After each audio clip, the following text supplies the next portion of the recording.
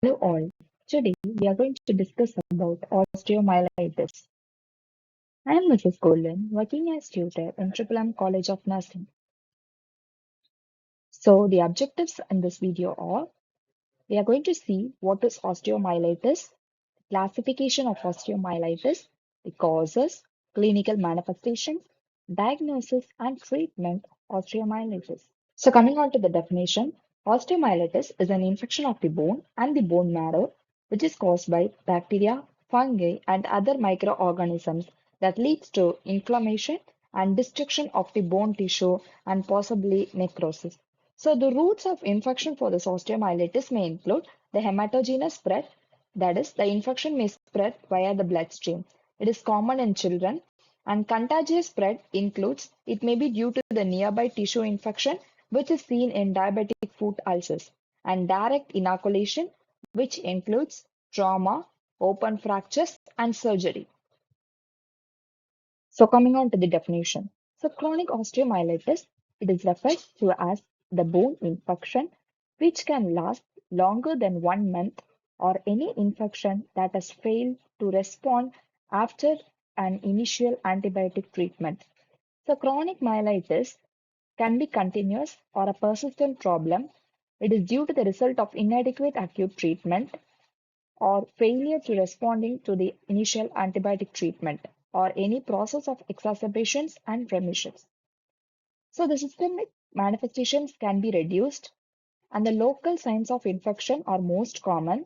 That includes the bone pain as well as swelling and warmth in the infection site. So osteomyelitis, the direct entry of osteomyelitis can occur at any age. It can be due to any open wound, like example, any penetrating wounds or fractures, or which can allow the microorganisms to enter the body.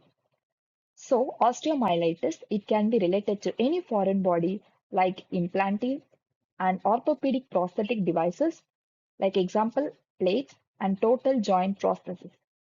So it may occur in the feet of the patients with diabetes or vascular diseases related ulcers or in the hips or sacrum area due to unpressure injury.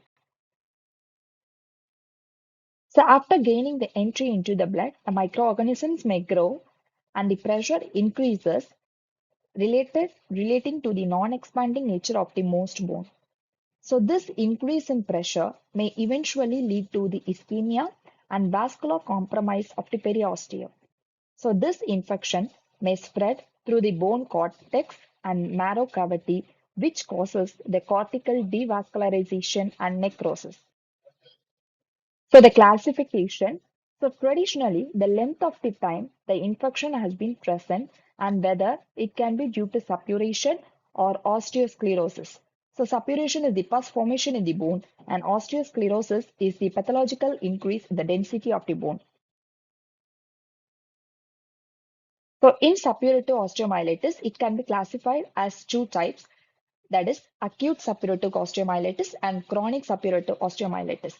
So this chronic is further classified into two types, that is primary and the secondary. So in primary, it is no preceding phase and in secondary, it follows after an acute phase. So in non-suppurative osteomyelitis, it is the diffuse sclerosing, focal sclerosing, that is the condensing osteitis, and proliferative periostitis and osteoorodenecrosis.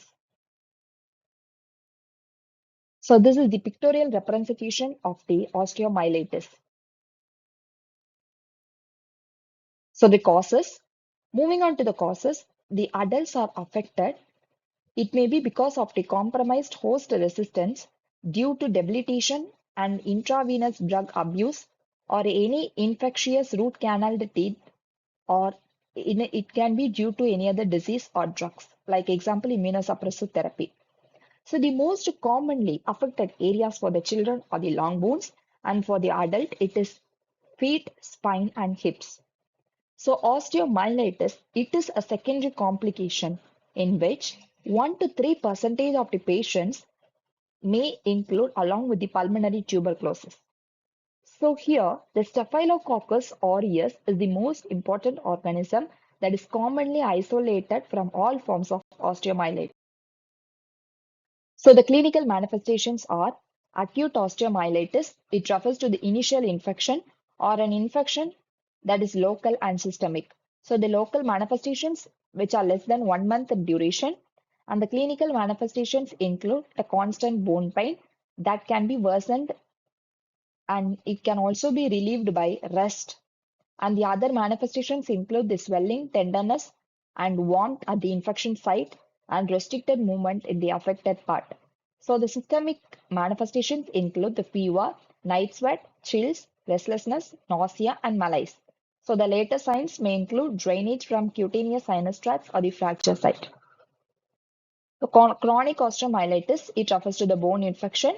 As we discussed in the first slide, it can be longer than 1 month, or it can also be due to any infection that has failed to respond after an initial antibiotic treatment.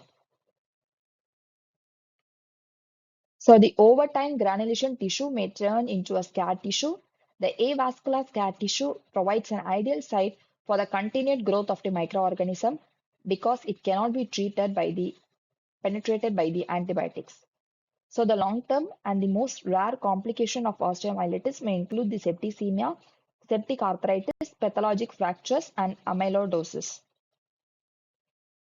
So the diagnostic measures for this osteomyelitis include bone or soft tissue biopsy, blood and wound cultures, elevated WBC count and ESR, elevated CRP, CT scan, MRI, radionuclide bone scans.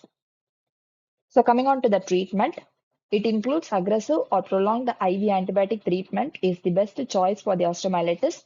And if antibiotic treatment is delayed, then we can go for the surgical debridement and decompression. So these include the centrally inserted catheters, peripherally inserted central catheters, and implanted ports. So the IV antibiotic treatment may be started in the hospital and can be continued at home also for 4 to 6 weeks or as long as 3 to 6 months. So the variety of antibiotics that can be given are oxacillin, nafcillin, clindamycin, vancomycin, ceftriaxone, cefazolin, cefazidime, gentamicin, and linezolid.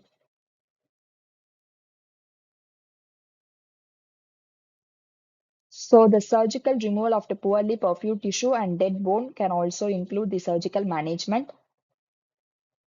Oral antibiotics can also be given. Thank you all.